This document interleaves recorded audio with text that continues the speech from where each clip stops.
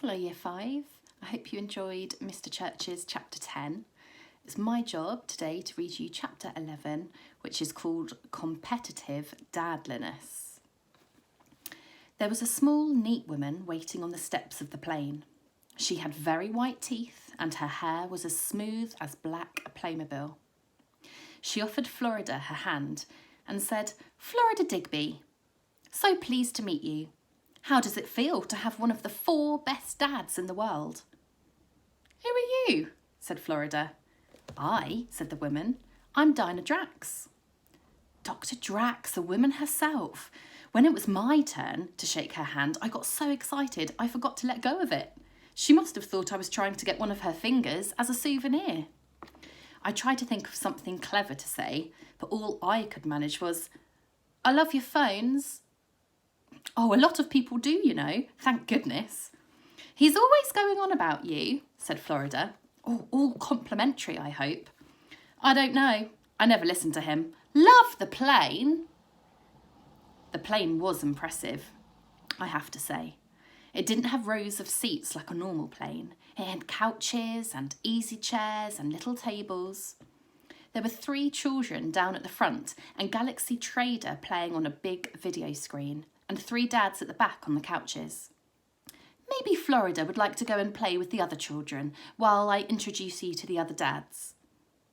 "Okay, you can let go of my hand now, Mr. Digby." "Oh, sorry."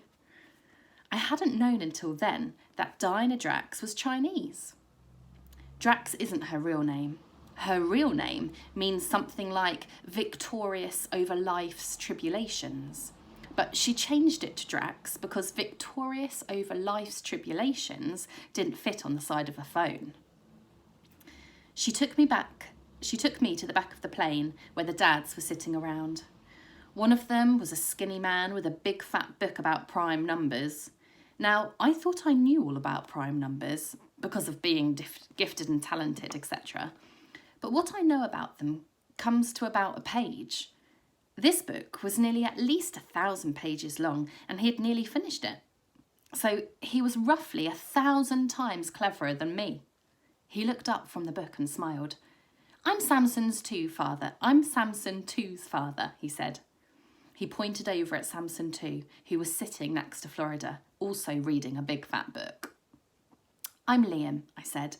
And before I could ask him why Samson 2 had such a weird name, he said, "And my name is Samson 1, and I'm from Waterloo," he said. "I'm from Waterloo too," I said, "but not the one with the neighbouring jungle, the one on the bypass." He went back to reading his book. The next dad had a bald head and a nice blue suit. He gave me a card with his name and phone number on it and pointed to a boy who was hogging the game console. "That dear, lovable boy," he said, "is my son, Hassan Xanadu, and I'm his father, Edhem. You can call me Eddie." A man with very short hair and a big chest gave me a nod and said, "Martine at your service." He took my hand and gripped it so tight that I wasn't sure whether he was greeting me or trying to initiate unarmed combat. "I'm the father of Max. Max, greet the gentleman." At the far end of the plane, a boy with exactly the same haircut as Mr. Martine jumped up and gave me exactly the same nod. "Max is short for maximum," said his dad, "which is what maximum is. He's the maximum Martine." "My name's Liam Digby," I said. "Please call me Liam."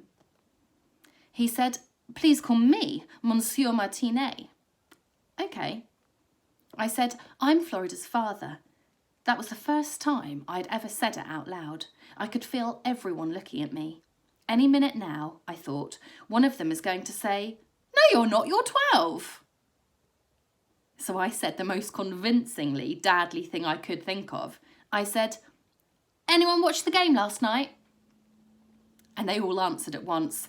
"They need to buy a big defender," said Eddie Xanadu. "The back 4 lack discipline," said "Please call me Monsieur Martine." "The laws of probability say that you can't win the Champions League just on goals. Preventing opposition goals is equally important," said Samson 1. So easy. I hadn't even seen the match. I didn't even know there was a match. I just seemed to have a natural talent for being a grown-up. Well, said Dr. Drax, smiling, I must fly. That's my little joke, by the way. I do fly the plane myself. I find it's the best way to keep our destination top secret. I'm not much of a pilot, but I'm sure I'll pick it up as we go along. Everyone stared at her. Another of my little jokes, she said. Caught you all again. In fact, Daddy gave me my first flying lesson when I was still small enough to sit on his knee. I'm really rather a good pilot. And off she went to the cockpit. I'm not sure it's normal for pilots to be jokey like that, but if it is, it's not a good idea. I grabbed hold of the arms of the seat, closed my eyes and tried to think of the plane as just another ride. As rides go, the flight to China was a bit lengthy. 12 hours, I think. And once you got used to the idea that you were 30,000 feet in the air, it wasn't that much of a thrill. But the view was pretty cosmic. Miles and miles of clouds, like a country made of squirty cream. I remember watching the plane's shadow moving across the white, like a little dog running over the snow. Eddie Xanadu was sitting next to me. He said, It's a nice plane, yes? Best I've been in. My Hassan has an ambition to buy a plane like this, and he will do it. He is so good with money, even when he was small at his first school. In my country, things are always changing because of wars and so on. One time, the school uniform changed. First, you wore a white shirt. Now, you must wear a blue shirt.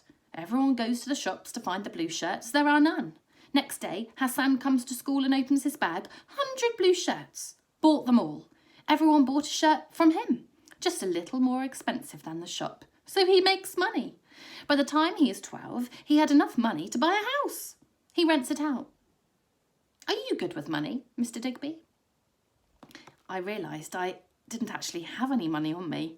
I just said, no, not like that, not at all. Hassan is a genius with money. Excuse me, said Samson 1.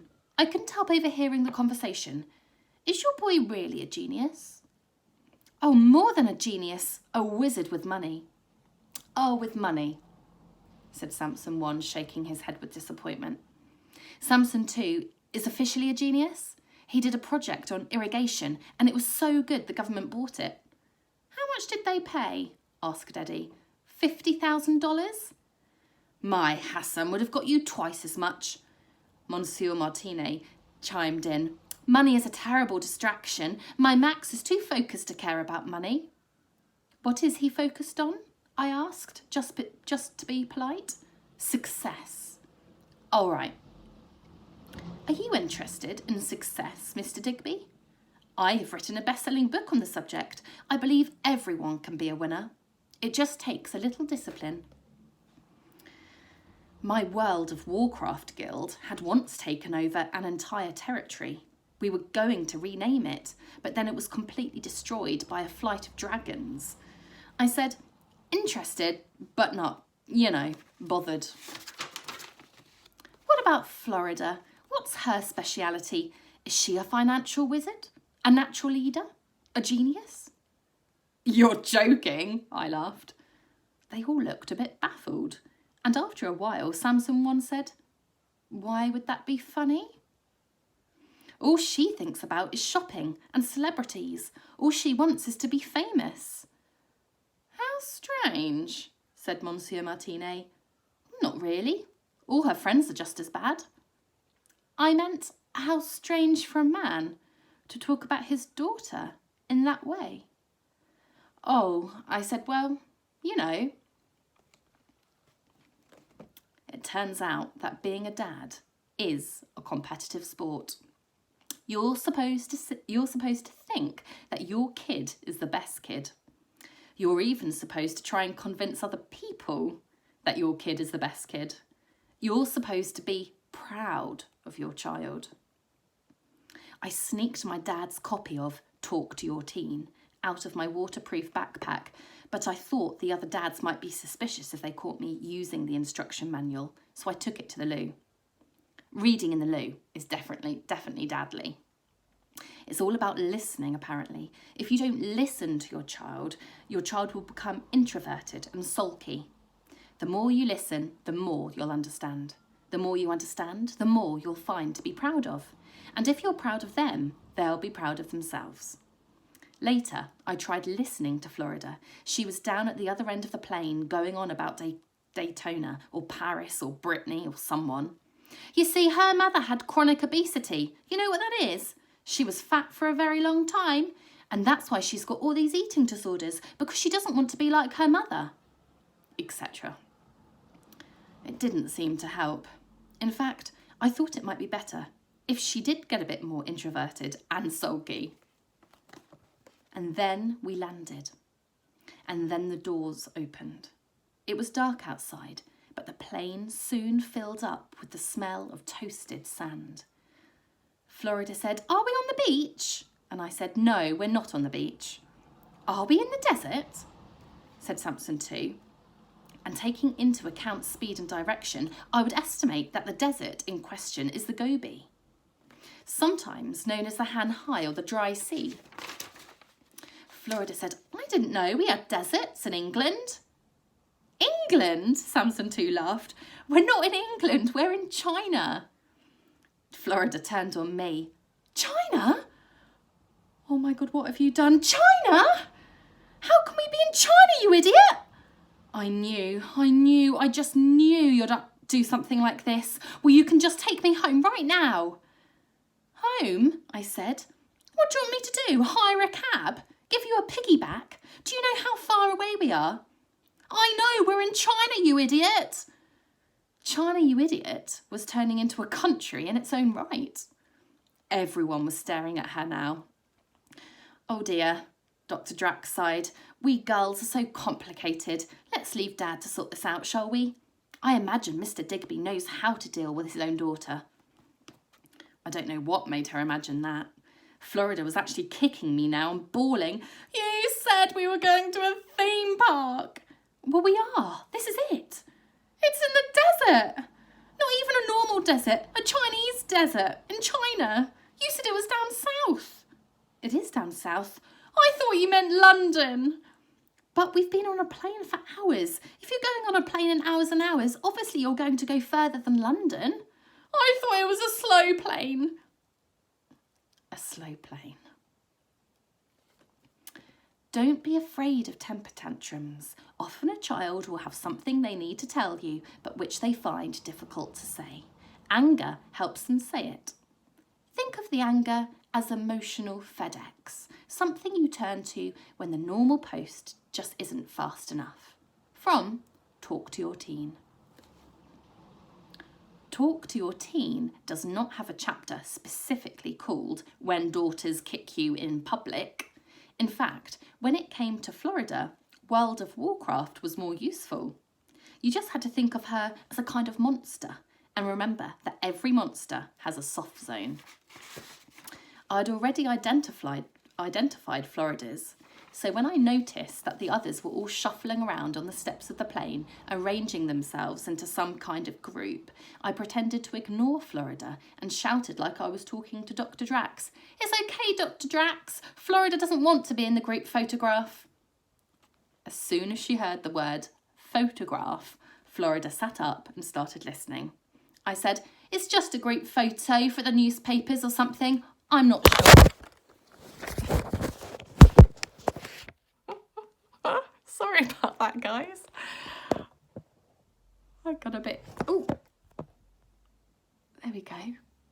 I'm nearly there as well. It was going so well. Sorry about that. Thanks for staying with me. Where was I? As soon as she heard the word photograph, Florida sat up and started listening. I said, "It's just a group photo for the newspapers or something. I'm not sure. Don't worry about it. You just keep kicking me." "Newspapers? Or magazines, I didn't hear which. Or maybe it's for telly. Honestly, come on, kick away." Florida was doing one of her smiles in the front row of that photograph before I had time to stand up. Dr. Drax said, "Well, Mr. Digby, you certainly seem to be a very effective parent. Smile for the camera, everyone." Okay, and that's the end of chapter 11. Up next is Mrs. Simmons with chapter 12, which is called In China, You Idiot. So enjoy. I hope you're loving Cosmic so far, guys. I know I am. Keep safe, stay smiling, keep in touch with us, send us your work, send us photos and videos. We're loving to see everything that you're doing at home. Okay, really, really, really hope to see you soon. Bye.